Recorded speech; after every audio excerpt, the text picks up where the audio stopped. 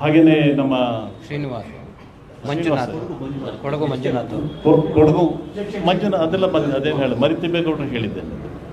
ಹಾಗಾಗಿ 6 ಕಡೆ ಕೂಡ ಇವರೆಲ್ಲರಿಗೂ ಕೂಡ ಕಾಂಗ್ರೆಸ್ ಪಕ್ಷದ ಅಭ್ಯರ್ಥಿಗಳಿಗೆ ಪ್ರಾಶಸ್ತ್ಯ ಮತವನ್ನು 1 ಅಂತ ಹೇಳಿ ನೀಡೋದ್ರ ಮುಖಾಂತರ ಅವರ ಆಯ್ಕೆಗೆ, ಕರ್ನಾಟಕದ ಅಭಿವೃದ್ಧಿಗೆ, ಆಡಳಿತಕ್ಕೆ ಮತ್ತು ಈ ರಾಜ್ಯದ ಹಿತದೃಷ್ಟಿಯಿಂದ ಮತ್ತು ಈ ಕ್ಷೇತ್ರದ ಮತದಾರರ ಹಿತದೃಷ್ಟಿಯಿಂದ ಆಯ್ಕೆ ಮಾಡಿಕೊಳ್ಬೇಕು ಅನ್ನೋಂಥದ್ದು ಒಂದು ಹೇಳುವಂಥದ್ರ ಜೊತೆಗೆ 2-3 ಸಮಸ್ಯೆಗಳ ಬಗ್ಗೆ ಸರ್ಕಾರ ಕೂಡ ಸ್ಪಷ್ಟ ಮಾಡಿದ್ದಾರೆ. ಮಾನ್ಯ ಮುಖ್ಯಮಂತ್ರಿಗಳು, ಉಪಮುಖ್ಯಮಂತ್ರಿಗಳು ಮತ್ತು ಅಧ್ಯಕ್ಷರಾಗಿ ಕೂಡ. ಒಂದೇನು ಅಂತ ಹೇಳಿದ್ರೆ, ಆ OPS ರದ್ದು ಮಾಡಿದಂಥವರು ಕುಮಾರಸ್ವಾಮಿ ಅವರ ಸರ್ಕಾರ ಮತ್ತು ಯಡಿಯೂರಪ್ಪನವರ ಸರ್ಕಾರ. ಅವರಿಗೆ ಮತವನ್ನು ಕೇಳುವಂತ ಹಕ್ಕಿಲ್ಲ. ಯಾಕಂತ ಹೇಳಿದ್ರೆ ಶಿಕ್ಷಕರು, ಪದವೀಧರರು ಅನೇಕ ಶಿಕ್ಷಣ ಇಲಾಖೆಗಳಲ್ಲಿ ಅಥವಾ ಬೇರೆ ಬೇರೆ ಇಲಾಖೆಗಳಲ್ಲೂ ಕೂಡ ಕೆಲಸ ಮಾಡ್ತಿರ್ತಾರೆ. ಹಾಗಾಗಿ ನ್ಯೂ ಪೆನ್ಷನ್ ಸ್ಕೀಮ್ ಬಗ್ಗೆ, ಓಲ್ಡ್ ಪೆನ್ಷನ್ ಸ್ಕೀಮ್ ಅನ್ನು ರದ್ದು ಮಾಡಿದಂಥದ್ದು ಯಡಿಯೂರಪ್ಪನವ್ರ ಸರ್ಕಾರ ಮತ್ತು ಕುಮಾರಸ್ವಾಮಿ ಅವರ ಸರ್ಕಾರ. ಹಾಗಾಗಿ NPS ಬಗ್ಗೆನೂ ಕೂಡ ಒಂದು ಸ್ಪಷ್ಟವಾದಂತ OPS ಅನ್ನ ಮತ್ತೆ ರಿವೈವ್ ಮಾಡ್ತೇವೆ, OPS ಬಗ್ಗೆ ನಾವು ಮರುಚಿಂತನೆಯನ್ನ ಮಾಡ್ತೇವೆ ಅಂತ ಹೇಳಿ ಅಸೆಂಬ್ಲಿ ಚುನಾವಣೆಗೆ ಹೋದಂತ ಒಂದು ಸಂದರ್ಭದಲ್ಲಿ ಕಾಂಗ್ರೆಸ್ ಪಕ್ಷ ಮ್ಯಾನಿಫೆಸ್ಟೋನಲ್ಲಿ ಹೇಳಿತ್ತು. ಅದರ ಬಗ್ಗೆ ಮುಖ್ಯಮಂತ್ರಿಗಳು ಕೂಡ ಮತ್ತು ಅಧ್ಯಕ್ಷರು ಕೂಡ ಸ್ಪಷ್ಟವಾಗಿ ಅವರು ತಿಳಿಸಿದ್ದಾರೆ.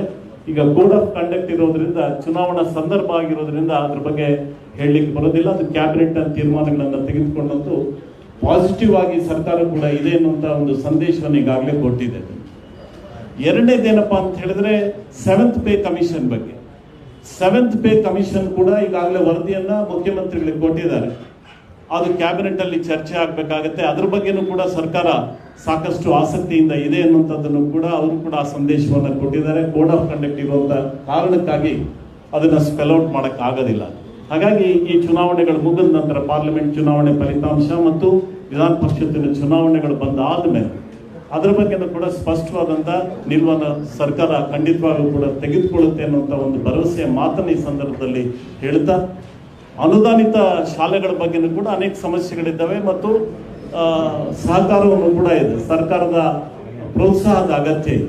ಇದನ್ನು ಕೂಡ ಮತದಾರರ ಗಮನದಲ್ಲಿ ಇಟ್ಕೊಳ್ಬೇಕಾಗತ್ತೆ. ಅನುದಾನಿತ ಶಿಕ್ಷಣ ಸಂಸ್ಥೆಗಳಿಗೂ ಕೂಡ ಸರ್ಕಾರ ಅಗತ್ಯ ಇರತಕ್ಕಂಥ ಎಲ್ಲ ಕ್ರಮಗಳನ್ನು, ಅಲ್ಲಿಗೆ ಅದು ಟೀಚರ್ಸ್ ರಿಕ್ರೂಟ್ಮೆಂಟ್ ಇರ್ಬೋದು, ಅನುದಾನಗಳಿರ್ಬೋದು, ಹೀಗೆ ಬೇರೆ ಬೇರೆ ಏನೆಲ್ಲ ಆಡಳಿತಾತ್ಮಕವಾದಂಥ ವಿಚಾರಗಳಿದ್ದಾವೆ, ಆ ಎಲ್ಲದರ ಬಗ್ಗೆನೂ ಕೂಡ ಸರ್ಕಾರ ಮತ್ತು ಪಕ್ಷ ಸೂಕ್ತವಾಗಿ ಸ್ಪಂದನೆಯನ್ನು ಮಾಡುತ್ತೆ ಅನ್ನುವಂಥ ಮಾತನ್ನು ಈ ಸಂದರ್ಭದಲ್ಲಿ ಹೇಳಿ ನಾನು ಮಾತನ್ನು ಮುಗಿಸ್ತೇನೆ. ನಮಸ್ಕಾರ.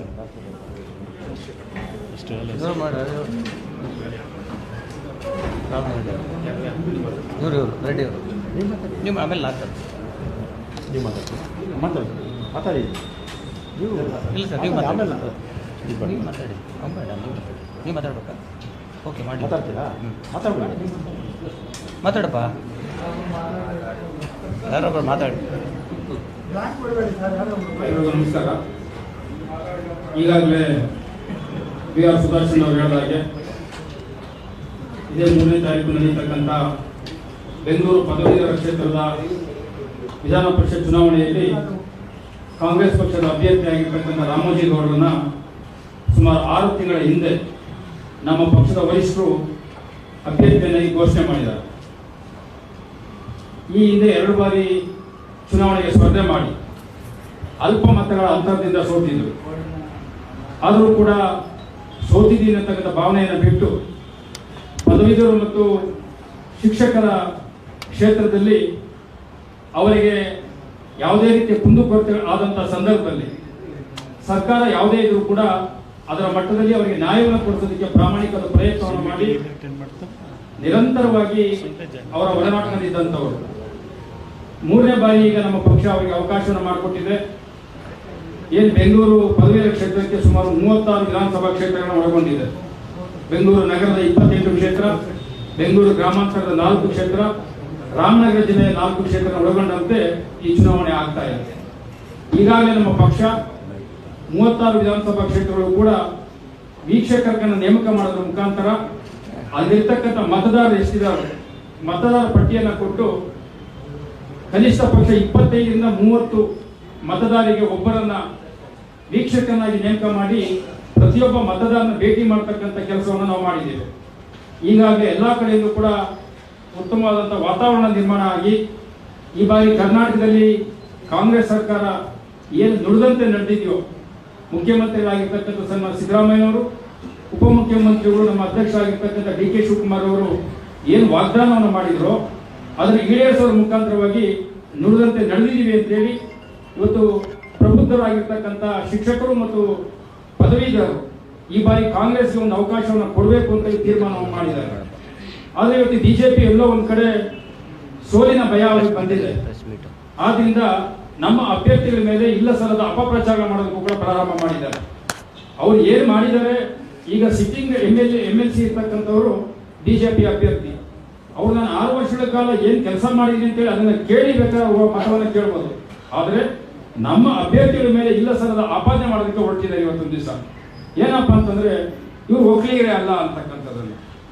ಇದನ್ನು ಜಾತಿ ನೋಡಿ ನಾವು ಅದನ್ನು ಓಟನ್ನ ಕೇಳ್ತಾ ಇದೀವಿ. ನಾವು ಒಬ್ಬ ಬಿಜೆಪಿಯ ಶಾಸಕರು ನಿನ್ನೆ ಬೇಜವಾಬ್ದಾರಿಯ ಮಾತುಗಳನ್ನ ಹೇಳಿದ್ದಾರೆ. ಇವರು ಮಹಾರಾಷ್ಟ್ರದಲ್ಲಿ ಹುಟ್ಟಿರ್ತಕ್ಕಂಥವ್ರು, ಅಲ್ಲಿಂದ ಬೆಳಗಾವಿಗೆ ಬಂದರು, ಅವರು ಒಕ್ಕಲಿಗರೇ ಅಲ್ಲ, ಈ ರೀತಿ ಅಪಪ್ರಚಾರ ಮಾಡಕ್ಕೆ ಹೊರಟಿದ್ದಾರೆ. ಇವರ ತಂದೆ ನಾರಾಯಣಗೌಡರು, ತಾಯಿ ಅಕ್ಕಲಮ್ಮ ಅಂತೇಳಿ ಕೋಲಾರ ಜಿಲ್ಲೆಯ ಚಿಂತಾಮಣಿ ತಾಲೂಕಿನಲ್ಲಿ ಅಲ್ಲೇ 1980ರಲ್ಲಿ ಹುಟ್ಟಿದಂಥವ್ರು ನಮ್ಮ ಕ್ಯಾಂಡಿಡೇಟು.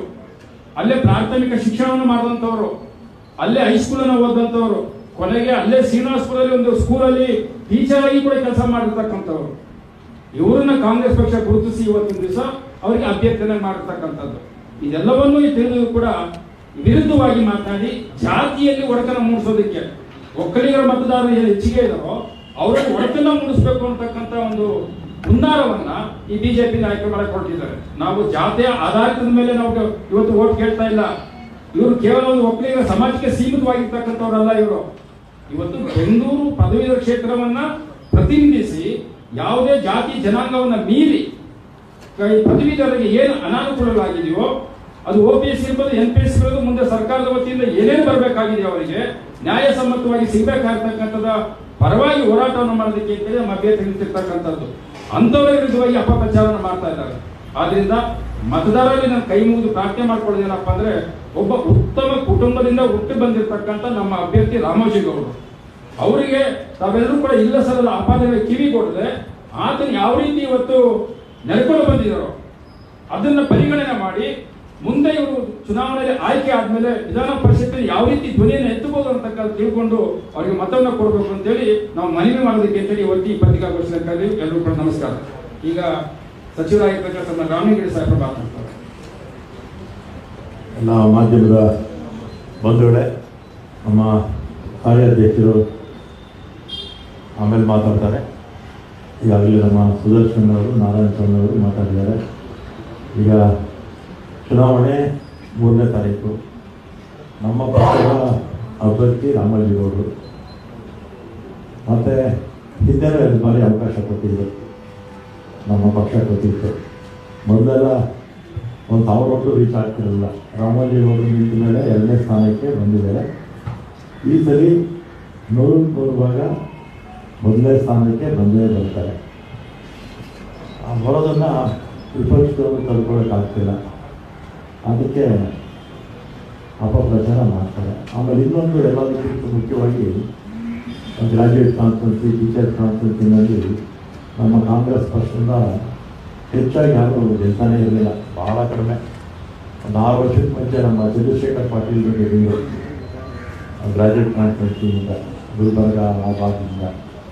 ಮತ್ತು ಮೊನ್ನೆ ಎಚ್ ಕೆ ಪಾಟೀಲು ಹಿಂದೆ ಒಂದು 4 ಸಲ ಗೆದ್ದಿದ್ರು. ಈಗಾಗಲೇ ಅದನ್ನು 18 ವರ್ಷ ಆಗೋಯ್ತು. 2008ರಿಂದ ಅವರೂ ಇಲ್ಲ, ಅಸೆಂಬ್ಲಿಯಿಂದ ಬಂದ್ಬಿಟ್ಟು. ಆಮೇಲೆ ಮೊನ್ನೆ ಮಾದೇಗೌಡರು ಗೆದ್ದು ಈಗ ಗ್ರಾಜ್ಯುಯೇಟ್ ಕಾನ್ಫರೆನ್ಸಿಯಿಂದ. ಅದಾದಮೇಲೆ ಟೀಚರ್ಸ್ ಕಾನ್ಫರೆನ್ಸಿಯಿಂದ ನಮ್ಮ ಪ್ರಕಾಶ್ ಹುಕ್ಕೇರಿ ಅವರು ಗೆದ್ದು. ಈಗ 6 ಸ್ಥಾನ ನಡೀತಾ ಇದೆ. 3 ಟೀಚರ್ಸು, 3 ಗ್ರಾಜ್ಯುಯೇಟ್ಸು. 6ಕ್ಕೆ 6 ಕೂಡ ಗೆದ್ದಿದ್ದೀವಿ ಸರ್. ವಿದ್ಯಾವಂತ ಮತದಾರರು, ಟೀಚರ್ಸು ಕಾಂಗ್ರೆಸ್ ಪರ ಬದಲಾಗಿದ್ದಾರೆ. ಯಾಕೆಂದರೆ ಅನೇಕ ಸಮಸ್ಯೆಗಳನ್ನು BJP ಸರ್ಕಾರ ಇದ್ದಾಗ ಅವರು ಪರಿಹಾರ ಕೊಡಲಿಲ್ಲ. ಅದಕ್ಕೆ ಟೀಚರ್ಸ್ಗೆ ತೊಂದರೆ ಕೊಟ್ಟರು, ಗೌರ್ಮೆಂಟ್ ಅಫಿಷಿಯಲ್ಸ್ಗೂ ಕೂಡ ತೊಂದರೆ ಕೊಟ್ಟರು ಆ ಪೆನ್ಷನ್ ವಿಚಾರದಲ್ಲಿ. ಮತ್ತು ನಮ್ಮ ಪಕ್ಷ ಅದರಲ್ಲಿ ಕ್ಲಾರಿಟಿ ಇದೆ, ನಮ್ಮ ಮ್ಯಾನಿಫೆಸ್ಟೋದಲ್ಲೇ ಸೇರಿಸ್ತೀವಿ, ಪೆನ್ಷನ್ ಬಗ್ಗೆ ಏನು ಮಾಡ್ತೀವಿ ಅಂತ ಸೇರಿಸಿದ್ದೀವಿ. ಮತ್ತು ಈಗ ವಿದ್ಯಾವಂತರು ಕೂಡ ಅವರು ಕೂಡ ಅರ್ಥ ಆಗಿದೆ, BJP ಪಕ್ಷ ಒಳ್ಳೆಯ ಜನರ ಪಕ್ಷ, ಸುಳ್ಳು ಹೇಳ್ತಾರೆ, ಯಾವುದು ಮಾಡೋದಿಲ್ಲ, ವಚನ ಭ್ರಷ್ಟರು. 600 ಆಶ್ವಾಸನೆ ಕೊಟ್ಟರು 2018ರಲ್ಲಿ ಅವರ ಪಕ್ಷದ ವತಿಯಿಂದ. 19ಕ್ಕೆ ಅಧಿಕಾರಕ್ಕೆ ಬಂದರು, 4 ವರ್ಷ ಇದ್ದರು. 600 ಆಶ್ವಾಸನೆಯಲ್ಲಿ ನಾವು ಈಡೇರಿಸಿದ್ದು ಕೇವಲ 60, ಅಂದರೆ 10% ಅಷ್ಟೇ ಆಶ್ವಾಸನೆ ನಾವು ಈಡೇರಿಸಿದ್ದು. ಅಂದರೆ ನಮ್ಮ ಪಕ್ಷ 2018ರಿಂದ 13-18ವರೆಗೂ 165 ಆಶ್ವಾಸನೆ ಕೊಟ್ಟು 158 ಈಡೇರಿಸಿದ್ವಿ. ಅದರಿಂದ ಈಗ NPS ಬಗ್ಗೆ OPS ಏನು ಕನ್ಫ್ಯೂಷನ್ ಇದೆ, ಅದ್ರ ಬಗ್ಗೆನೂ ಕ್ಲಾರಿಟಿ ಇರೋದ್ರಿಂದ ನಮ್ಮ ವಿದ್ಯಾವಂತ ಮತದಾರರು, ಅದರಲ್ಲಿ ಗ್ರಾಜ್ಯುಯೇಟ್ ಕಾನ್ಸ್ಟೆನ್ಸಿ ಇರ್ಬೋದು ಮತ್ತು ಟೀಚರ್ಸ್ ಕಾನ್ಸ್ಟೆನ್ಸಿ ಇರ್ಬೋದು, ಎಲ್ಲರೂ ಕೂಡ ನಮ್ಮ ಪಕ್ಷದ ಪರವಾಗಿ ಮತ ಹಾಕಿ ಅಂತ ತಮ್ಮ ಮುಖಾಂತರ ಕೇಳಿಕೊಂಡು, ಮತ್ತು ನಮ್ಮ ಅಭ್ಯರ್ಥಿಗಳು ರಾಮೋಜಿಯವರು ಬೆಂಗಳೂರು ಗ್ರಾಜ್ಯುಯೇಟ್ ಕಾನ್ಸ್ಟೆನ್ಸಿ, ಮರ್ತಿಬೇಗೌಡರು ಟೀಚರ್ಸ್ ಕಾನ್ಸ್ಟೆನ್ಸಿ, ಮತ್ತು DT ಶ್ರೀನಿವಾಸು ಇವರು ಟೀಚರ್ಸ್ ಕಾನ್ಸ್ಟೆನ್ಸಿ, ಮತ್ತು ಮಂಜುನಾಥ್ ಕೊಡಗು, ಐನೂರು ಮಂಜುನಾಥ್ ಅವರು ಚಂದ್ರಶೇಖರ್ ಪಾಟೀಲ್ ನಮ್ಮ ಪಕ್ಷದ ಅಭ್ಯರ್ಥಿಗಳು. ಮಾಧ್ಯಮದ ಮುಖಾಂತರ ಎಲ್ಲ ಪದವೀಧರರಿಗೆ ಮತ್ತು ಟೀಚರ್ಸ್ ಕಾನ್ಫರೆನ್ಸಿನಲ್ಲಿ ಯಾರ್ಯಾರು ಅಧಿಕೃತವಾಗಿ ಅವರು ವೋಟರ್ ಲಿಸ್ಟಲ್ಲಿ ಹೆಸರಿರಬೇಕು, ಇಲ್ಲೇ ಇರ್ತಕ್ಕಂಥ ನಾವೇನು ಮಾಡೋಕ್ಕಾಗಲ್ಲ. ಎಲ್ಲ ಮತದಾರರಿಗೆ ನಾನು 6 ಅಭ್ಯರ್ಥಿಗಳನ್ನು ಕಳಿಸಿ ಅಂತ ನಾನು ಈ ಸಂದರ್ಭದಲ್ಲಿ ಕೇಳಿ, ಮತ್ತು ನಮ್ಮ ರಾಮೋಜಿಯವರ ಬಗ್ಗೆ ನೆನ್ನೆನೋ ಮೊನ್ನೆನೋ ಅಲ್ಲೆಲ್ಲೋ ಅಪಪ್ರಚಾರ ಮಾಡಿದ್ದಾರೆ. ರಾಮೋಜಿಯವರು ಏನೋ ಮಹಾರಾಷ್ಟ್ರದವರು, ಆಮೇಲೆ ಎಲ್ಲ ಬೆಳಗಾಮಲ್ಲಿದ್ದರು ಅಂತೆಲ್ಲ. ಅಂದರೆ ಸೋತೋಗೋವಾಗ ಏನಾಗುತ್ತೆ, ಈ ರೀತಿ ಎಲ್ಲ ಕೆಟ್ಟ ಒಂದು ಇದೆಲ್ಲ ಬರುತ್ತೆ, ಏನೋ ಬುದ್ಧಿ, ಕೆಟ್ಟ ಬುದ್ಧಿ ಬರುತ್ತೆ. ಸೋತೋಗ್ತೀವಿ ಅಂತ ಗೊತ್ತಾಗಿದೆ, ಏನಾದರೂ ಮಾಡಿ ರಾಮೋಜಿಗೌಡರಿಗೆ ಕೆಟ್ಟ ತರಬೇಕು ಅಂತ ಈ ರೀತಿ ಅಪಪ್ರಚಾರ ಮಾಡ್ತಾ ಇದ್ದಾರೆ. ರಾಮೋಜಿಗೌಡರು ಅವ್ರ ಕುಟುಂಬದವರು ಒಂದು ತಲೆಮಾರಲ್ಲ, ಒಂದು ಎರಡು ತಲೆಮಾರಲ್ಲ, ಸಾವಿರಾರು ವರ್ಷದ ಕೋಲಾರ ಜಿಲ್ಲೆಯಲ್ಲಿ ಇರೋರು. ಎಷ್ಟು ಸಾವಿರಾರು ವರ್ಷದ ಕೋಲಾರ ಜಿಲ್ಲೆಯಲ್ಲಿ ಅವರ ವಂಶಸ್ಥರು ಇರ್ತಕ್ಕಂಥದ್ದು. ಮತ್ತು ಅವರು ಈ ಬೆಂಗಳೂರು ಬಂದು ಹಾಗೆ ಒಂದು 20-30 ವರ್ಷ ಆಯಿತು ಬಂದು ಇಲ್ಲೇ ಈಗ ನೆಲೆಸಿದ್ದಾರೆ. ಈಗ ಕೈಲಾಗದವನ್ನ ಕೊನೆಯ ಅಸ್ತ್ರ ಏನಂದರೆ ಅಪಪ್ರಚಾರ ಮಾಡೋದು. ಏನು ಹೇಳಿ, ಕೈಲಾಗದವನ್ನ ಕೊನೆಯ ಅಸ್ತ್ರ ಅಪಪ್ರಚಾರ ಮಾಡೋದು. ಅದರಿಂದ ರಾಮೋಜಿಯವರು ಮಹಾರಾಷ್ಟ್ರದವರು ಮತ್ತು ಬೆಳಗಾಮಲ್ಲಿದ್ದರು, ಹಾಗೆ ಹೀಗೆ ಎಲ್ಲ ಕೆಟ್ಟ ಒಂದು ಅಭಿಪ್ರಾಯ ಮೂಡಿಸೋದಕ್ಕೆ ಪ್ರಯತ್ನ ಮಾಡ್ತಾರೆ. ಅದನ್ನು ಒಂದು ಕ್ಲಾರಿಫಿಕೇಶನ್ ಕೊಡೋಣ ಅಂತ ಇವತ್ತು ಇದ್ರ ಜೊತೆಗೆ ಚುನಾವಣೆ ವಿಚಾರ ಮತ್ತು ಎಲ್ಲ ಅಭ್ಯರ್ಥಿಗಳ ಪರವಾಗಿ ಮತ ಕೇಳೋದಕ್ಕೆ ಬಂದಿದ್ದೀವಿ. ನಮಗೂ ಕೂಡ ಧನ್ಯವಾದಗಳು. ಎಲ್ಲರಿಗೂ ನಮಸ್ಕಾರ. ತಮಗೆಲ್ಲ ಗೊತ್ತಿರೋಂಗೆ ಜೂನ್ 3ನೇ ತಾರೀಕು ಚುನಾವಣೆ ನಡೀತಾ ಇದೆ, ಲೋಕಲ್ ಬಾಡಿ ಚುನಾವಣೆ. ಇದನ್ನು ನಾವು ಕಾಂಗ್ರೆಸ್ ಪಕ್ಷ ಭಾಳ ಗಂಭೀರವಾಗಿ ಪರಿಗಣಿಸಿದ್ದೀವಿ. ಯಾಕೆ ಅಂದರೆ ಇವತ್ತು JDS BJP ಎರಡನ್ನೂ ಕೂಡ ಜೊತೆಯಾಗಿ ಇವತ್ತೊಂದು ದಿವಸ ಚುನಾವಣೆಯನ್ನು ಎದುರಿಸ್ತಾ ಇದ್ದಾರೆ. ಇಲ್ಲಿ ತನಕ ಕಾಂಗ್ರೆಸ್ ಪಕ್ಷ ಈ ಸ್ಥಳೀಯ ಚುನಾವಣೆಗಳಿಗೆ ಹಿಂದೆಂದೂ ಕೊಡದಿರುವಂಥ ಪ್ರಾಮುಖ್ಯತೆಯನ್ನು ನಾವು ಇವಾಗ ಕೊಟ್ಟಿದ್ದೀವಿ. ಕಾರಣ ಇಷ್ಟೇ, ಇವತ್ತು ಕಾಂಗ್ರೆಸ್ ಪಕ್ಷದ ಮೆಜಾರಿಟಿ ಇವತ್ತು ಎಷ್ಟು ನಂಬರ್ಸ್ ಇದ್ದೀವಿ ಅಂದರೆ 29 ಜನ ಶಾಸಕರು ಇವತ್ತು ಅಪ್ಪರ್ ಹೌಸಲ್ಲಿದ್ದೀವಿ. 5 ಜನ ಇವಾಗ ಚುನಾವಣೆಗೆ ಹೋಗ್ತಾ ಇದ್ದಾರೆ. ನಮಗೆ ಮತ್ತೆ ಅಪ್ಪರ್ ಹೌಸಲ್ಲಿ ನಮಗೆ ಮೆಜಾರಿಟಿ ಬರಬೇಕು ಅಂತ ಅಂದರೆ ನಮಗೆ 14 ಸದಸ್ಯರ ಅವಶ್ಯಕತೆ ಇದೆ. 14 ಸದಸ್ಯರಲ್ಲಿ ಇವಾಗ ನಮಗೆ 8 ಜನ, ನಮಗೆ 7 ಜನ ಈ ಮುಂದೆ ಬರುವಂಥ ಚುನಾವಣೆಯಲ್ಲಿ ನಮಗೆ ಚುನಾಯಿತರಾಗಿ ಬರ್ತಾರೆ. ಅದ್ರ ಜೊತೆಗೆ ಒಂದು ಜಗದೀಶ್ ಶೆಟ್ಟರ್ ಅವರು ರಾಜೀನಾಮೆ ಕೊಟ್ಟಿರುವಂಥ ಒಂದು ಇದ್ರದ್ದು ಕಾಂಗ್ರೆಸ್ ಪಕ್ಷಕ್ಕೆ ಬರುತ್ತೆ. ಮತ್ತೆ ಅದರ ಜೊತೆಗೆ ಈ 6 ಜನನ ನಾವು ಗೆದ್ದರೆ ನಾವು ಮೆಜಾರಿಟಿಗೆ ಬರ್ತೀವಿ. ಇಲ್ಲಾಂದರೆ 2 ವರ್ಷ ಕಾಯಬೇಕಾಗುತ್ತೆ ಮೆಜಾರಿಟಿ ಬರಲಿಕ್ಕೆ ಅಪ್ಪರ್ ಹೌಸ್. ಆ ಕಾರಣಕ್ಕೆ ನಾವು ಇದನ್ನು ತುಂಬ ಗಂಭೀರವಾಗಿ ಕಾಂಗ್ರೆಸ್ ಪಕ್ಷ ಸಿದ್ದರಾಮಯ್ಯನವರು ಮತ್ತು DK ಶಿವಕುಮಾರ್ ಅವರ ನೇತೃತ್ವದಲ್ಲಿ ಇವತ್ತೇನು ಅಸೆಂಬ್ಲಿನಲ್ಲಿ 135-136 ಸೀಟು ನಾವು ಗೆದ್ದಿದ್ದೀವಿ. ಅದರ ಒಂದು ವಿಜಯನ ನೋಡ್ಲಿಕ್ಕಾಗ್ದೇ ಇವತ್ತು JDS ಮತ್ತು BJPಗಳು ಇವತ್ತು ಒಟ್ಟಾಗುವಂಥ ಪರಿಸ್ಥಿತಿ ನಿರ್ಮಾಣ ಆಗಿದೆ. ಯಾಕೆ ಅಂತಂದರೆ ಅವ್ರಿಗೆ ಒಬ್ಬೊಬ್ಬರೇ ಹೋರಾಟ ಮಾಡೋದ ಶಕ್ತಿನ ಇವತ್ತು ಕಳ್ಕೊಂಡಿದ್ದಾರೆ. ಇವತ್ತೊಂದು ಆ ಶಕ್ತಿ ಉಳಿದಿಲ್ಲ ಇವತ್ತೊಂದು. ಅದಕ್ಕೆ ನಿಮಗೆ ಗೊತ್ತಿದೆ, ಬಿಜೆಪಿ ಕೂಡ ವಿರೋಧ ಪಕ್ಷದ ನಾಯಕನ ಮತ್ತೆ ಪಕ್ಷದ ಅಧ್ಯಕ್ಷನ ಮಾಡಲಿಕ್ಕೆ ಎಷ್ಟು ದಿವಸ ಟೈಮ್ ತಗೊಂಡ್ರು ಅಂತ. ಅಂದ್ರೆ ಇಲ್ಲಿ ರಾಜ್ಯದಲ್ಲಿ ಅವರಿಗೆ ನಾಯಕತ್ವದ ಕೊರತೆ ಇರೋದ್ರಿಂದ ಆ ಒಂದು ಸ್ಥಾನಗಳನ್ನ ತುಂಬಲಿಕ್ಕೆ ಕೆಲವಾರು ಮಂತ್ಗಳನ್ನೇ ತಗೊಂಡ್ರು. ಸೊ ಅದರಲ್ಲಿ ಇವಾಗ ಬಂದಿರುವಂತಹ ನಾಯಕತ್ವವನ್ನು ಕೂಡ ಇವತ್ತು ನಮ್ಮ ರಾಜ್ಯದಲ್ಲಿ ಇರುವಂತಹ ಡಿ.ಕೆ. ಶಿವಕುಮಾರ್ ಅವರು, ಸಿದ್ದರಾಮಯ್ಯನವರಂತ ನಾಯಕತ್ವ, ಅವ್ರ ಮುಂದೆ ಆ ನಾಯಕತ್ವ ಇವತ್ತು ಅವ್ರಿಗೆ ಆಗಿಲ್ಲ, ಅದೊಂದು ಪ್ರತಿಪಾದನೆ ಮಾಡ್ಲಿಕ್ಕೆ ಆಗಿಲ್ಲ. ಆ ಕಾರಣಕ್ಕೆ ಇವತ್ತು JDS ಕೂಡ ಅವರ ಜೊತೆಗೆ ಸೇರಿಕೊಂಡು ಇವತ್ತು ಪಾರ್ಲಿಮೆಂಟ್ ಚುನಾವಣೆಗೆ ಹೋಗಿದ್ದಾರೆ. ಇವತ್ತು ಪಾರ್ಲಿಮೆಂಟ್ ಚುನಾವಣೆಯಲ್ಲಿ ಕೂಡ ಜೂನ್ 4ನೇ ತಾರೀಕು ಇವತ್ತು ರಿಸಲ್ಟ್ ಬರುತ್ತೆ. ಇವತ್ತು ಗೊತ್ತಾಗುತ್ತೆ ಕರ್ನಾಟಕದಲ್ಲಿ ಕಾಂಗ್ರೆಸ್ ಪಕ್ಷ ಎಷ್ಟು ಸೀಟುಗಳನ್ನ ಗೆಲ್ಲುತ್ತದೆ ಅಂತ. ಅದರ ಪ್ರಕಾರ ಅವರ ಗಠಬಂಧನ ಏನಾಗುತ್ತೆ, ಸಂಪೂರ್ಣವಾಗಿ ಅವರಿಗೆ ವಿಫಲರಾಗ್ತಾರೆ ಅನ್ನೋದ್ರಲ್ಲಿ ಎರಡು ಮಾತಿಲ್ಲ. ಈಗಾಗಲೇ ರಾಮಲಿಂಗಾರೆಡ್ಡಿ ಸಾಹೇಬ್ ಹೇಳಿದ್ರು, ಈಗ ನಾವು ಆಲ್ರೆಡಿ ವಿಕ್ಟ್ರಿನ ಸಾಧಿಸೋದಕ್ಕೆ ಎಲ್ಲಿ ನಾವು ಈ ಸ್ಥಳೀಯ ಚುನಾವಣೆಗಳಲ್ಲಿ ಸೋಲನ್ನು ಅನುಭವಿಸ್ತಿದ್ವಿ, ಅದರಲ್ಲಿ ಕಂಟಿನ್ಯೂಸ್ ಆಗಿ ನಾವು ಗೆದ್ಕೊಂಡು ಬರುವಂಥ ಪರಿಸ್ಥಿತಿ ನಿರ್ಮಾಣ ಆಗಿದೆ. ಇತ್ತೀಚೆಗೆ ನಡೆದಂಥ ಪುಟ್ಟಣ್ಣ ಅವರ ಚುನಾವಣೆಯಲ್ಲಿ ಕೂಡ ಅವರಿಬ್ಬರದ್ದು ಗಠಬಂಧನ ಇತ್ತು. ಆದರೆ ಅವರು ಬಹಳ ಇದಾಗಿ ಸೋತರು, ಮಿಸರಬಲ್ ಆಗಿ ಸೋತರು. ಅದಾದ ನಂತರ ಇವಾಗ ನಾವು ಈ 6 ಚುನಾವಣೆಗಳು ಏನಿದ್ದಾವೆ, ಇವತ್ತು ರಾಮೋಜಿಗೌಡರು 2 ಬಾರಿ ನಾವು ಟಿಕೆಟ್ ಕೊಟ್ಟಿದ್ವಿ ಕಾಂಗ್ರೆಸ್ ಪಕ್ಷದಿಂದ. ಕಾಂಗ್ರೆಸ್ ಪಕ್ಷ ಸುಮಾರು 1 ವರ್ಷದ ಹಿಂದೆನೆ ಇವ್ರಿಗೆಲ್ಲರಿಗೂ ಕೂಡ ಅಭ್ಯರ್ಥಿಗಳು ಅಂತ ನಾವು ಘೋಷಣೆ ಮಾಡಿದ್ವಿ.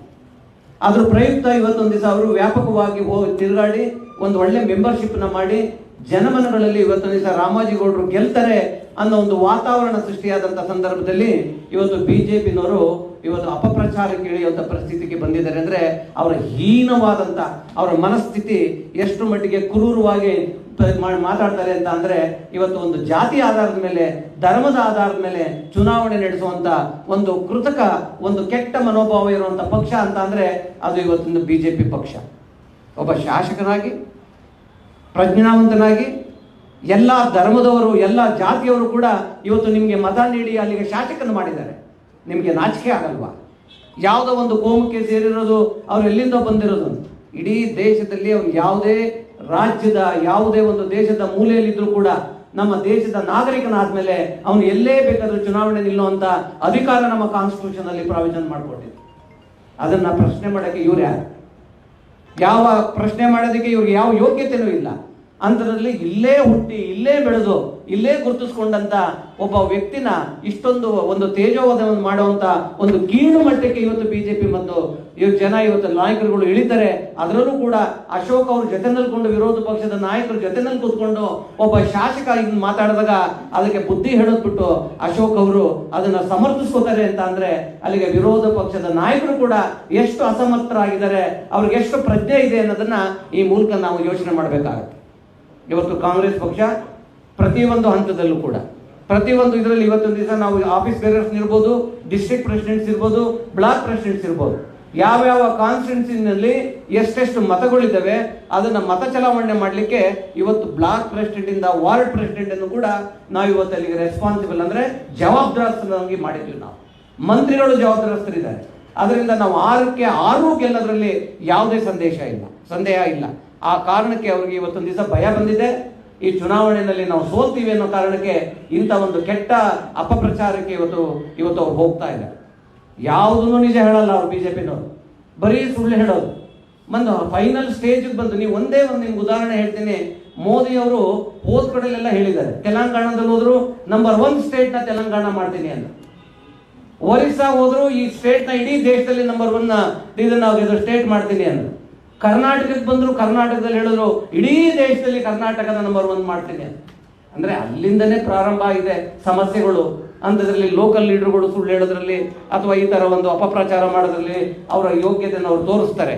ಅದರಿಂದ ಈ ಯಾವುದೇ ಒಂದು ಅಪಪ್ರಚಾರಕ್ಕೆ ಬೆಲೆ ಕೊಡದೆ ಮತದಾರರಲ್ಲಿ ನಾನು ಮನವಿ ಮಾಡ್ಕೊಳ್ಳೋದಿಷ್ಟೇ, ರಾಮೋಜಿಗೌಡರ ಕ್ರಮ ಸಂಖ್ಯೆ 2 3ನೇ ತಾರೀಕು ಎಲ್ಲ ಗ್ರಾಜ್ಯುಯೇಟ್ಸು ಪಾಪ ತುಂಬಾ ಒಳ್ಳೆ ಕೆಲಸ ಮಾಡಿದ್ದಾರೆ. ಸೋತಿದ್ರು ಕೂಡ 2 ಬಾರಿ ತನ್ನ ಶಕ್ತಿ ಮೀರಿ ಜನಗಳ ಜೊತೆನಲ್ಲಿದ್ದು ಕೆಲಸ ಮಾಡಿದ್ದಾರೆ. ಚುನಾವಣೆನ ನ್ಯಾಯಬದ್ಧವಾಗಿ, ಧರ್ಮಬದ್ಧವಾಗಿ ಗೆಲ್ಲಿ. ಈ ತರ ಒಂದು ಕೆಟ್ಟ ದಾರಿ ಹಿಡಿದು ಸೋಲ್ಸುವಂತ ಒಂದು ಕೆಟ್ಟ ಪ್ರವೃತ್ತಿನ ಯಾವ ಪಕ್ಷನೂ ಇಟ್ಕೋಬಾರ್ದು. ಒಂದು ನ್ಯಾಷನಲ್ ಪಾರ್ಟಿ ಬಿಜೆಪಿ, ಒಂದು ನ್ಯಾಷನಲ್ ಪಾರ್ಟಿ ಆಗಿದ್ಕೊಂಡು ಇಂಥ ಒಂದು ಕೀಳು ಮಟ್ಟದ ರಾಜಕೀಯ ಮಾಡ್ತಾರೆ ಅಂತ ಅಂದ್ರೆ ನಿಜವಾಗ್ಲೂ ಕೂಡ ಪಕ್ಷಕ್ಕೆ ಒಂದು ಅವಮಾನ ಮಾಡಿದಂತ ರೀತಿ ಆಗುತ್ತೆ ಅಂತ ನನ್ನ ಭಾವನೆ. ಅದರಿಂದ ಇವತ್ತೊಂದು ದಿವಸ ಏನು ಅಪಪ್ರಚಾರ ನಡೀತದೆ, ಇದರಿಂದೆಲ್ಲ ಕೂಡ ಬಿಜೆಪಿ ಗೆಲ್ತೀವಿ ಅಂತ ಹೇಳ್ಕೊಂಡಿದ್ರೆ ತಪ್ಪು. ಅದರಿಂದ ರಾಮೋಜಿಗೌಡರು ಗೆಲ್ತಾರೆ, ಅವರ ಕ್ರಮ ಸಂಖ್ಯೆ 2. ಅದರಿಂದ ನಾವೆಲ್ಲ ಹೇಳೋದಿಷ್ಟೇ, ಇವ್ಯಾವುದನ್ನು ಜಾತಿ ಮತ ಅದ್ರ ಮೇಲೆ ನಾವು ಕಾಂಗ್ರೆಸ್ ಪಕ್ಷ ಸೆಕ್ಯುಲರ್ ಪಾರ್ಟಿ, ಎಲ್ಲ ಧರ್ಮಗಳನ್ನ ಎಲ್ಲ ಜಾತಿಯವ್ರನ್ನ ಎಲ್ಲರನ್ನೂ ಜೊತೆಲೂ ಕರ್ಕೊಂಡು ಹೋಗುವಂಥ ಪಕ್ಷ ನಮ್ಮ ಪಕ್ಷ. ಅದರಿಂದ ರಾಮೋಜಿಗೌಡರು ಗೌಡ್ರೆ, ಅವ್ರ ತಂದೆನೂ ಗೌಡ್ರೆ, ಅವ್ರ ಆನ್ಸಿಸ್ಟ್ರು ಗೌಡ್ರೆ, ಅದ್ರಲ್ಲಿ 2 ಮಾತಿಲ್ಲ. ಆದರೂ ಕೂಡ ನಾವು ಜಾತಿ ಆಧಾರದ ಮೇಲೆ ಕೇಳೋದಿಲ್ಲ. ದಯವಿಟ್ಟು ಇಂಥ ಒಂದು ಕೆಟ್ಟ ಟೀಕೆ ಟಿಪ್ಪಣಿಗಳು ಮಾಡೋದನ್ನ ನಿಲ್ಲಿಸಿ ಒಂದು ಸರಿಯಾದ ರೀತಿಯಲ್ಲಿ ಬನ್ನಿ, ಒಂದು ಚರ್ಚೆಗೆ ಬನ್ನಿ, ಎಲ್ಲಿ ಬೇಕೋ ನಿಮಗೆ ಬನ್ನಿ ಚರ್ಚೆಗೆ, ನಾವು ಬರ್ತೀವಿ, ಪ್ರೂವ್ ಮಾಡಿ ನಿಮಗೆ ಆ ಥರ ಏನಾರು ಇದ್ರೆ. ಆದರೆ ಈ ಚುನಾವಣೆಗೋಸ್ಕರ ಮಾಡೋದಂಥದ್ದಲ್ಲ, ಇಂಥ ಹೀನ ಕೆಲಸಕ್ಕೆ ಕೈ ಹಾಕಬೇಡಿ ಅಂತ ಕೇಳಿಕೊಂಡು ಇವತ್ತು ನಿಮ್ಮ ಮಾಧ್ಯಮದವರೆಲ್ಲ ಬಂದಿದ್ದೀರಿ. ನಿಮ್ಮೆಲ್ಲರೂ ಕೂಡ ನಾನು ಧನ್ಯವಾದ ಹೇಳ್ತೀನಿ. ಈಗ ರಾಮೋಜಿಗೌಡರು ಒಂದು 3-4 ನಿಮಿಷ ಅವ್ರದ್ದು ಸಂಪೂರ್ಣವಾಗಿ ಅವ್ರು ಏನು ಹೇಳಿರೋದು ತಪ್ಪು ಸರಿನೋ ಅನ್ನೋದ್ರ ಬಗ್ಗೆ ಕೆಲವು ಮಾಹಿತಿಗಳನ್ನು ಕೂಡ ಅವ್ರು ಇವಾಗ ಕೊಡ್ತಾರೆ. ಥ್ಯಾಂಕ್ ಯು, ನಮಸ್ಕಾರ.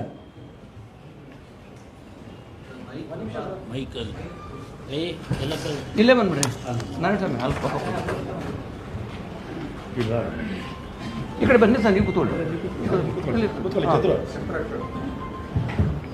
ಸರಿ ಆಯ್ತಾ? ಮತ್ತೆ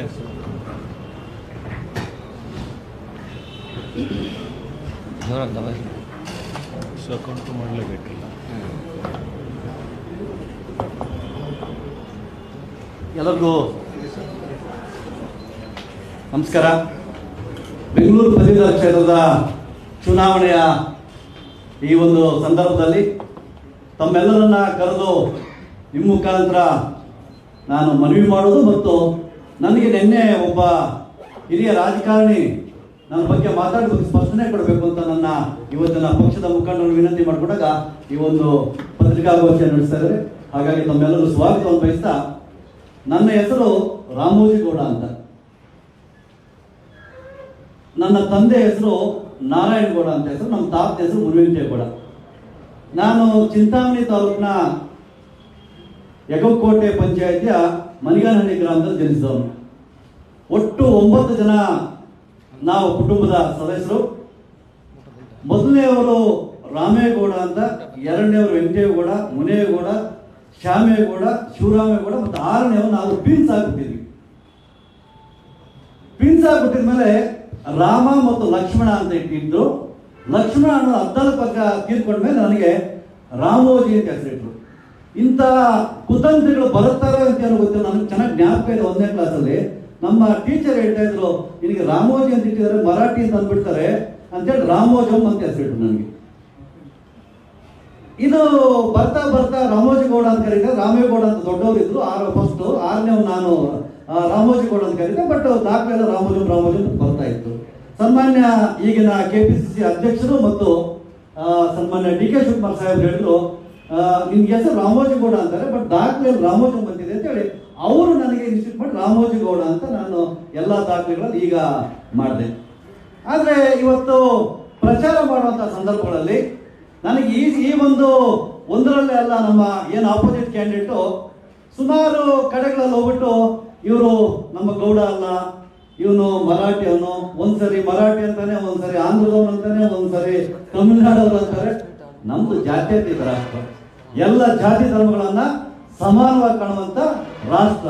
ಅದು ವಿಶೇಷವಾಗಿ ಈ ಕಾಂಗ್ರೆಸ್ ಪಕ್ಷ ಅದನ್ನು ಪಾಲಿಸ್ಕೊಂಡು ಬರ್ತಾ ಇದೆ.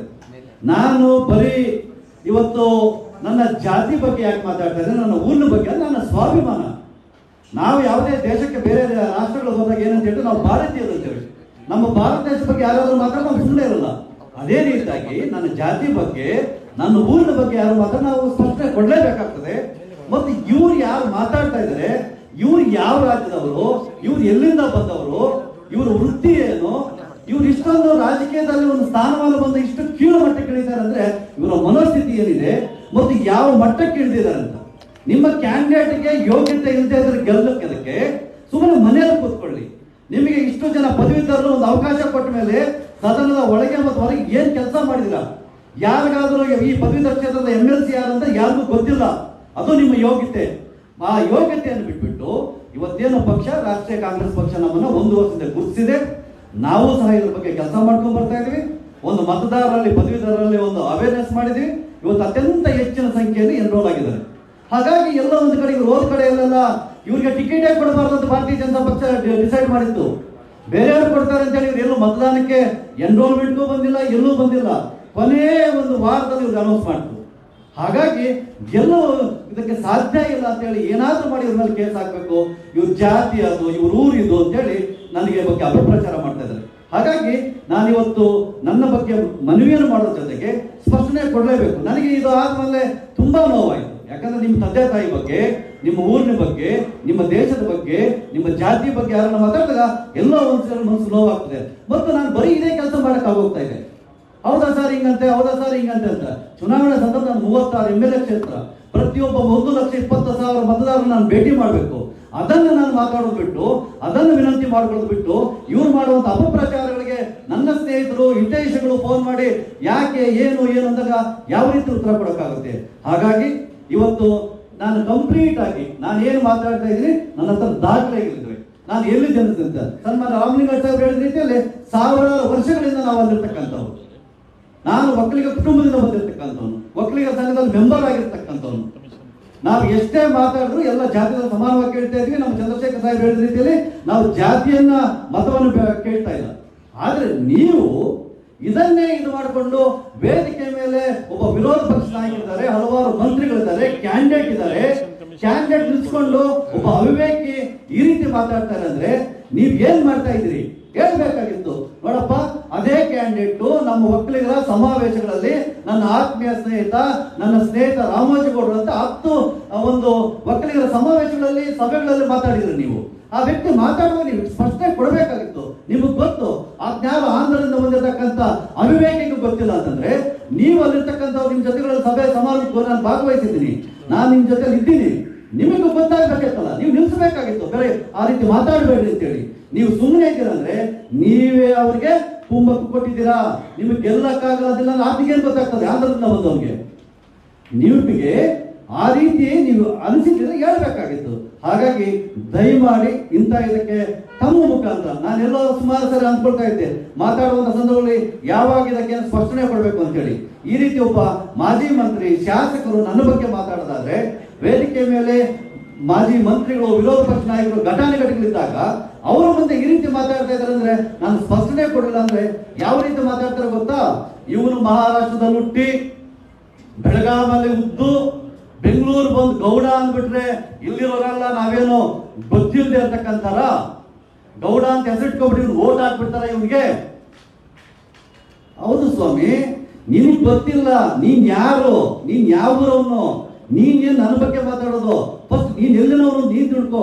ಹಾಗಾಗಿ ದಯಮಾಡಿ ತಮ್ಮ ಮುಖಾಂತರ ವಿನಂತಿ ಮಾಡ್ಕೊಂತೀನಿ, ಇದಕ್ಕೊಂದು ತಾವು ದಯಮಾಡಿ ಸ್ಪಷ್ಟನೆ ಕೊಡಬೇಕು. ಯಾಕಂದ್ರೆ ಇರ್ತಕ್ಕಂಥ ಬರೀ 5 ದಿನ ನನಗೆ ಫೋನ್ ಮಾಡಿ ನನಗೆ ವಿನಂತಿ ಮಾಡಿಕೊಂಡಾಗ ಸ್ಪಷ್ಟನೆ ಕೊಡಕ್ಕೆ 10 ನಿಮಿಷ ಬೇಕಾಗ್ತದೆ, ಪ್ರೂಫ್ ಕೊಡಬೇಕಾಗ್ತದೆ ಕೆಲವು ಟೈಮ್ಗಳಲ್ಲಿ. ಹಾಗಾಗಿ ಮಾಧ್ಯಮ ಮುಖಾಂತರ ಹೇಳ್ತಾ ಇದೀನಿ. ಅದು ಬೇರೆ ನನ್ನ ಹೆಸರೇನು, ನಾನು ಒಕ್ಕಲಿಗಲ್ಲ ಮರಾಠಿ ಅಂದ್ಕೊಳ್ರಿ.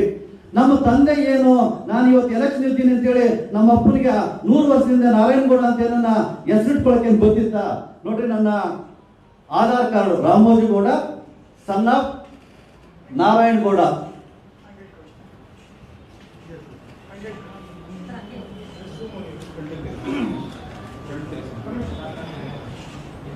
ಇಲ್ಲ, ನಾರಾಯಣಗೌಡ ಅಂತ ರಾಮೋಜಿಗೌಡ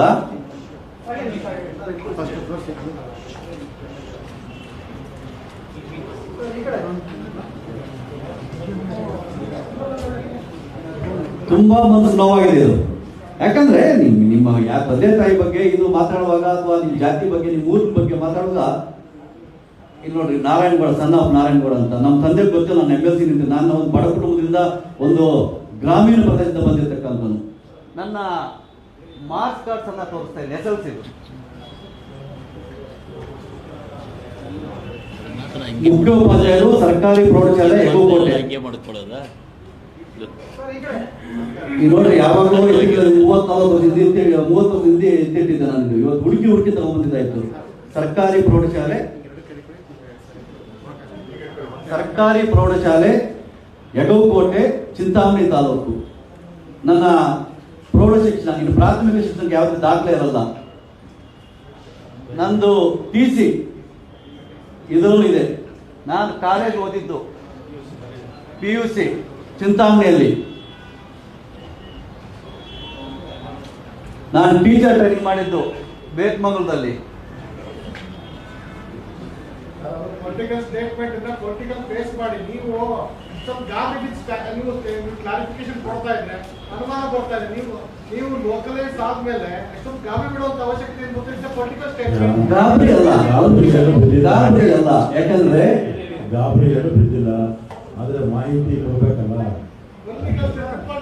ಈಗ ಪರ್ಟಿಕ್ಯುಲರ್ ಮಾಡ್ತೀವಿ. ಒಂದು ಮಾತು, ನೀವು ಮಾಧ್ಯಮದಲ್ಲಿ ಅವ್ರೇನು ಹೇಳ್ತಾರೆ ನೀವು ತೋರಿಸ್ಬಿಡ್ತೀರಲ್ಲ, ಅದಕ್ಕೆ ನಾವು ಈಗ ಅವರು ಅಶೋಕ್ ಅವ್ರನ್ನ ಜೊತೆಲಿಟ್ಕೊಂಡು ಮಾತಾಡಿರೋದ್ರಿಂದ ಪಾಪ ಅವರು ಒಂದು ನಿಮ್ಮ ಮೂಲಕ ಅವ್ರಿಗೆ ಒಂದು ಮಾಹಿತಿ ಕೊಡಬೇಕು ಅಂತ ಮಾಡಿದಾರೆ. ಏನು ಹೆದರ್ಕೊಂಡು ಯಾರಿಲ್ಲ, ಪೊಲಿಟಿಕಲಿ ಫೇಸ್ ಮಾಡ್ತೀವಿ. ಅವ್ರು ಏನೇನೆಲ್ಲ ಅಲಿಗೇಷನ್ ಮಾಡ್ತಾರೆ, ನಾವೇನು ಹೆದರ್ಕೊಂಡಿದ್ದೀವ? ಹೆದರ್ಕೊಂಡು ಹೋಗೋ ಪ್ರಶ್ನೆನೇ ಇಲ್ಲ.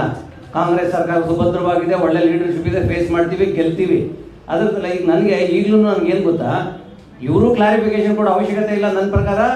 ಆಮೇಲಿಂದ ಅವ್ರು ಏನು ಮಾತಾಡಿದ್ದಾರೆ ಅದಕ್ಕೆ ಮಾನ್ಯತೆ ಕೊಡೋದು ಕೂಡ ಅವಶ್ಯಕತೆ ಇಲ್ಲ. ಯಾಕೆ ಅಂತ ಅಂದರೆ ಇಡೀ ದೇಶದಲ್ಲಿ ನೀವು ಎಲ್ಲಿ ಬೇಕಾದರೂ ನಿಂತ್ಕೊಳ್ಳೋದಕ್ಕೆ ಕಾನೂನಲ್ಲಿ ಪ್ರಾವಿಷನ್ನ ಅಂಬೇಡ್ಕರ್ ಅವರೇ ಮಾಡಿಕೊಟ್ಟಿದ್ದಾಗ ಇವ್ರು ಯಾರು ಗಣನಾಯಕರು ಕೇಳಲಿಕ್ಕೆ? ಆದ್ದರಿಂದ ಅದರ ಅವಶ್ಯಕತೆ ನನಗಂತೂ ಇಲ್ಲ. ನಾನು ಹೇಳ್ತಾ ಇದ್ದೀನಿ, ನಾವು ಹೆಂಗೆ ಅಶೋಕ್ ಅವ್ರ ಜೊತೆಲಿದ್ದಂಗೆ ಮಾತಾಡಿ ತಪ್ಪು ಅಂತ ನಾವು ಹೇಳ್ತಾ ಇದ್ದೀವೋ, ಹಾಗೆ ನಾವಿದ್ದಾಗ ಇವರು ಏನಂತ ಅವ್ರು ಅಲ್ಲಿಂದ ಬಂದಿದ್ದಾರೆ ಇಲ್ಲಿಂದ ಬಂದಿದ್ದಾರೆ, ಎಲ್ಲಿಂದಾದರೂ ಬಂದ್ಕೊಳ್ಳಿ. ಅವರು ಇಲ್ಲಿ ನಾಗರಿಕನಾಗಿ ಇಲ್ಲಿ ಕರ್ನಾಟಕದಲ್ಲಿ ಕನ್ನಡಿಗನಾಗಿ ಗುರುತಿಸ್ಕೊಂಡಿದ್ದೀರಲ್ಲ, ಅಷ್ಟು ಸಾಕು. ಎಲ್ಲರಿಗೂ ಹಕ್ಕಿದೆ, ನೀವೆಲ್ಲರಿಗೂ ಚುನಾವಣೆ ಮಾಡಲಿಕ್ಕೆ ಗೆಲ್ಲಿಕ್ಕೆ ಪ್ರಾವಿಷನ್ ಇದೆ, ನೀವು ಕಾನ್ಸ್ಟಿಟ್ಯೂಷನ್ ಪ್ರಕಾರ ಗೆಲ್ಲಿ. ಅದರಿಂದ ಅವರು ಕೂಡ ಪೊಲಿಟಿಕಲಿ ಮಾಡೋಕ್ಕೆ ಏನಾದರೂ ತಾಕತ್ತಿದ್ರೆ ಮಾಡಲಿ, ನಾವು ಪೊಲಿಟಿಕಲಿ ಫೇಸ್ ಮಾಡ್ತೀವಿ.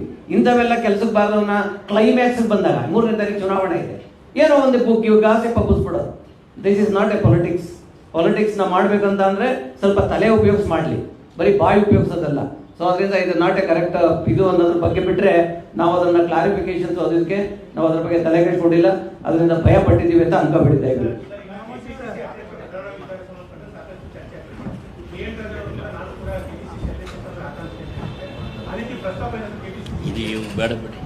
ಈಗ ಕಳೆದ 4 ವರ್ಷಗಳಿಂದ ಕೆಪಿಸಿ ಅಧ್ಯಕ್ಷರು ಡಿ ಕೆ ಶಿವಕುಮಾರ್ ಅವರು ಪಕ್ಷನ ಬಲಿಷ್ಠವಾಗಿ ಬೆಳೆಸಿ ಇವತ್ತು ಅಧಿಕಾರಕ್ಕೆ ತಂದಿದ್ದಾರೆ. ಪಕ್ಷನ ಅಧಿಕಾರಕ್ಕೆ ಸಿದ್ದರಾಮಯ್ಯನವರು ಮತ್ತು ಡಿ ಕೆ ಶಿವಕುಮಾರ್ ನೇತೃತ್ವದಲ್ಲಿ ಇವತ್ತೊಂದು ದಿವಸ ನಾವು ಪ್ರಬಲವಾಗಿದ್ದೀವಿ. ಎಲ್ಲ ಚುನಾವಣೆಗಳನ್ನು ಗೆದ್ಕೊಂಡು ಬಂದಿದ್ದೀವಿ. ಈ ಮುಂದೆ ಕೂಡ ಕಾರ್ಪೊರೇಷನ್ ಚುನಾವಣೆ ಇದೆ ಮತ್ತು ಲೋಕಲ್ ಬಾಡಿ ಚುನಾವಣೆಗಳಿದೆ. ಆ ಸಂದರ್ಭನೇ ಇಲ್ಲಿ ಉದ್ಭವ ಆಗಿಲ್ಲ. ಅಲ್ಲಿದ್ದರೆ ತಾನೇ ಚೇಂಜ್ ಆಗ್ತಾರೆ ಅಂತಿದ್ರೆ ತಾನೇ ಇದು ಮಾಡೋವಂಥದ್ದು. ಅದರಿಂದ ಅಂಥ ಒಂದು ಸಂದರ್ಭ ಇಲ್ಲ. ಬಲಿಷ್ಠವಾಗಿದ್ದಾರೆ. 4ನೇ ತಾರೀಕು ಚುನಾವಣೆ ರಿಸಲ್ಟ್ ಬರುತ್ತೆ, ಎಲ್ಲರಿಗೂ ಜವಾಬ್ದಾರಿ ಕೊಟ್ಟಿದೆ. ಅದು ಚುನಾವಣೆ ಬಂದಮೇಲೆ ಆ ವಿಚಾರ ಮಾತಾಡೋಣ. ಯಾವುದೂ ಇಲ್ಲ ಈ ಸಂದರ್ಭದಲ್ಲಿ, ಯಾವುದೂ ಇಲ್ಲ ಸದ್ಯಕ್ಕೆ. ಈಗ ಚುನಾವಣೆ, ಕಾರ್ಪೊರೇಷನ್ ಚುನಾವಣೆ ಮತ್ತು ಲೋಕಲ್ ಬಾಡಿ ಚುನಾವಣೆ ಆಗೋ ತನಕ ಡಿ ಕೆ ಶಿವಕುಮಾರ್ ಅವರು ಆ ಚುನಾವಣೆ ಎದುರಿಸ್ತಾರೆ. ಅವ್ರ ನಾಯಕತ್ವದಲ್ಲಿ ನಾವು ಎದುರಿಸ್ತೀವಿ. ಅದರಿಂದ ಅದ್ರ ಬಗ್ಗೆ ತಲೆ ಕೆಡಿಸ್ಕೊಳ್ಳುವಂಥ ಅವಶ್ಯಕತೆ ಇಲ್ಲ. ಅದು ಸುಮ್ಮನೆ ಊಹಾಪೋಹ ಅಷ್ಟೇ. ಆಮೇಲೆ ನಾನು ಒಂದು ಯಾರಿಗೇ ಆಗಲಿ ಈಗ ಅಧ್ಯಕ್ಷನಾಗಬೇಕು ಅನ್ನೋದು ಆಸೆ ಇರ್ಬೋದು, ಕೇಳೋದು ತಪ್ಪಲ್ಲ. ಆದರೆ ಅದನ್ನು ಮೀರಿ ಯಾರು ಅದನ್ನು ಕೂಡ ಪಕ್ಷದ ಇದನ್ನ ಲಿಮಿಟ್ನ ಮೀರಿ ಮಾತಾಡುವಂಥದ್ದು ಸಮಂಜಸ ಅಲ್ಲ ಯಾರೇ ಆಗಲಿ. ಏಕೆಂದರೆ ಪಕ್ಷ ಇಸ್ ದ ಬಿಗ್ಗೆಸ್ಟ್ ಪ್ಲಾಟ್ಫಾರ್ಮ್. ಪಕ್ಷ ದೊಡ್ಡದು, ಅದರ ಚೌಕಟ್ಟಿನೊಳಗಡೆನೇ ಇರಬೇಕು ಹೊರತು ಯಾರು ಅದನ್ನು ಮೀರಿ ಅದನ್ನು ಇದು ಮಾಡುವಂಥದ್ದು ಒಳ್ಳೆಯ ಇದಲ್ಲ ಅಂತ ನನ್ನ ಅನಿಸಿಕೆ as a working president. Thank you.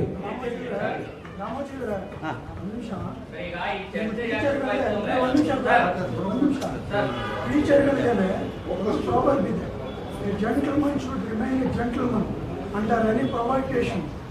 It is hard but great. You are a teacher. Why should you lose? You have filed a nomination. In details are ಕೊಟ್ಟಿದ್ದೀರಿ. This explanation visit. Yes. Chandrasekhar well said. You have not great patience. There is stepping stone for you. You should not lose. 55 ವರ್ಷದಿಂದ ಅವರು ಕಾಂಗ್ರೆಸ್ನಲ್ಲಿದ್ದಾರೆ. ಆಮೇಲೆ 35 ವರ್ಷದಿಂದ ಶಾಸಕರಾಗಿದ್ದಾರೆ. ಇಂಥ ಆವೇಶದ ಭಾಷಣ ನನ್ನ ಜೀವನದಲ್ಲಿ ನೋಡಲಿಲ್ಲ. ಸೇಮ್ ಥಿಂಗ್ ಸುದರ್ಶನ್ ಕೌನ್ಸಿಲ್ನಲ್ಲಿದ್ದು ಆವೇಶ ಇರಬಾರ್ದು. It's an advice to you. ಆಮೇಲೆ ಸರ್ ನೀವು ಇದ್ರಿ ಕೌನ್ಸಿಲ್ನಲ್ಲಿ, ಅವರು MLA ಆಗಿದ್ದಾರೆ 35 ವರ್ಷದಿಂದ. ಕ್ರೆಡಿಬಿಲಿಟಿ 20 ವರ್ಷದಿಂದ ಯಾವ ಕಾರಣ MLC ಇದೆಯಾ ಅಂತ ಹೇಳಿ ಕೌನ್ಸಿಲ್ನಲ್ಲಿ ನಾವು ನಾನೇನು ನೋಡಿದ್ದೀವಿ, ನಮ್ಮ ತಂಗಾವನ್ನು ನೋಡಿದ್ದೀವಿ, ಶಂಕರ್ ಮೂರ್ತಿನ ನೋಡಿದ್ದೀವಿ, BS ಆಚಾರ್ಯನ ನೋಡಿದ್ದೀವಿ, ಸುಮಾರು ಜನ ನೋಡಿದ್ದೀವಿ. ಆ ಕ್ರೆಡಿಬಿಲಿಟಿ ಇವತ್ತು ಕೌನ್ಸಿಲ್ನಲ್ಲಿ ಈ 10 ವರ್ಷದಲ್ಲಿ ಬಂದಿದೆ. Just thank you.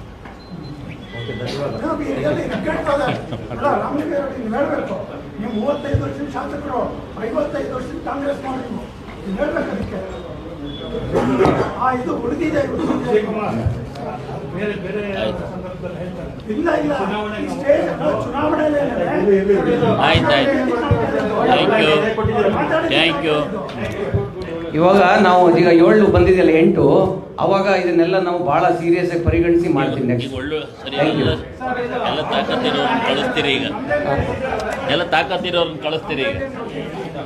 ಇವತ್ತು ಇನ್ನೊಂದು ಬಾಬಾಜಿಗೌಡ್ರೆ, ಎಲೆಕ್ಷನ್ ಕಮಿಷನ್ಗೆ ಕಂಪ್ಲೇಂಟ್ ಕೊಡ್ತಾ ಇದೀವಿ. ಇವಾಗ ಏನು ಅವ್ರು ಮಾತಾಡಿದ್ದಾರೆ ಈ ಚುನಾವಣೆ ಸಂದರ್ಭದಲ್ಲಿ ಅದನ್ನ ತಪ್ಪು ಅನ್ನೋ ರೀತಿಯಲ್ಲಿ ಇವಾಗ ನಾವು ಎಲೆಕ್ಷನ್ ಕಮಿಷನ್ ಅವರು ಅದ್ರ ಬಗ್ಗೆ ಆಕ್ಷನ್ ತಗೋಬೇಕು ಅಂತ ಒಂದು ಕಂಪ್ಲೇಂಟ್ ಕೂಡ ನಾವು ಕೊಡ್ತಾ ಇದೀವಿ ಇವಾಗ ಎಲೆಕ್ಷನ್ ಕಮಿಷನ್. ನಿಮಗೆ ಹೇಳಿದೆ ಇಂಡಿವಿಜುವಲ್ ಮಾತಾಡಬೇಡಿ.